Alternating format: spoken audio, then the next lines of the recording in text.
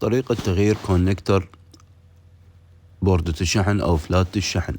تمام. بالبداية نحضر كونكتر جديد ناخذه من بوردة قديمة أو جاهز، وبعدين نخلي فليكس، وبعدين بالكاوية يا إما من الجهة الأمامية أو الجهة الخلفية نرفع الكونكتر القديم أو التالف، بعدها ننظف، وبعدها نرجع أيضا بالكاوية مرة ثانية أو الهيد جان والشيلد وننظف مرة ثانية. بعدين نخلي فليكس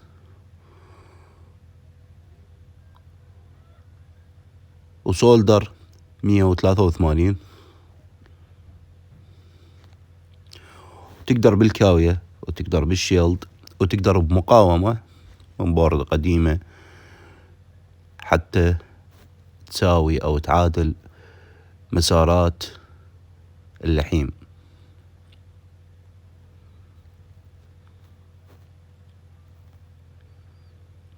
تمام. هنا ننظف.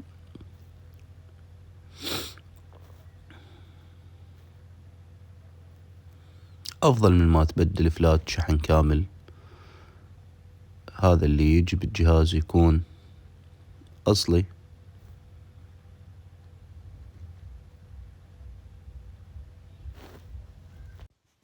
تمام. مثل ما واضح نخلي الكونكتر الجديد، نساوي الأرجل وبالحرارة،